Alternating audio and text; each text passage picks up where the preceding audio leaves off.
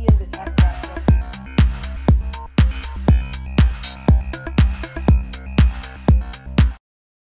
I'm a cardiovascular physiologist, and I've been very much interested in how exercise influences the cardiovascular system and how it keeps it healthy. Well, the cardiovascular system really supplies oxygen and nutrients out to every cell in the body, and it brings waste products away from those cells. The main job of the cardiovascular system is delivering oxygen up to the brain. Are you exercising enough, and are you eating properly? Both of those factors can really change how quickly the cardiovascular system will age. So things like exercise, that keeps up the antioxidants that are in the body. That helps to preserve the elasticity in the arteries. When you're aging, your cardiovascular system starts to deteriorate.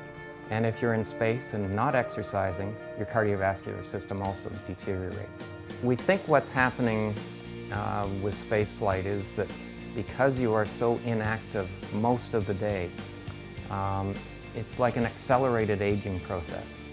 I would imagine just about every person has experienced some dizziness if they hop out of bed too quickly and stand up, and especially if they stand still when they get up. And that's because the cardiovascular system takes a little time to adapt. In space, you don't have to adapt to that change every day. Once you've taken away gravity, the cardiovascular system no longer has to work to get blood up to the brain. It's like lying in bed. But the thing that the astronauts do now is they exercise every day. They have 2.5 hours set aside per day where they can exercise. It's actually a policy of NASA that if the exercise devices were all to break on the space station, they'd bring the astronauts home because it just wouldn't be safe for them. The experiments that we're doing on the International Space Station have all been supported very much by the Canadian Space Agency. They're funding us, and they give us a lot of support. The great thing is we've also been able to include Canadian astronauts. So when we finished up our first experiment called Cardiovascular and Cerebrovascular Control on return from the International Space Station, which we shortened down to CSIS, Bob Thirsk was our last subject for that experiment. So we got to test Bob immediately after he got back from the International Space Station.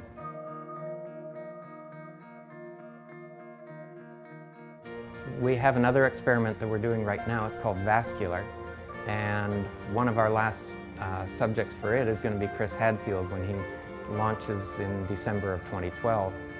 And that experiment is trying to look at how blood vessels change before and after spaceflight.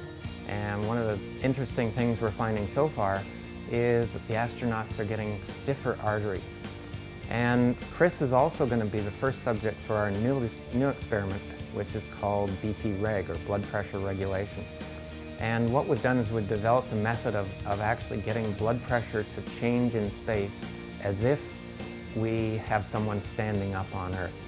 And the way we do that is we put some cuffs around the upper part of the leg, inflate those so there's no blood flow for 3 minutes, and then we rapidly deflate the cuffs. And what happens is blood rushes into the legs because the legs have been starved of oxygen for 3 minutes. So the blood rushes into the legs and drops blood pressure a little bit, almost exactly the same amount as if they stand up.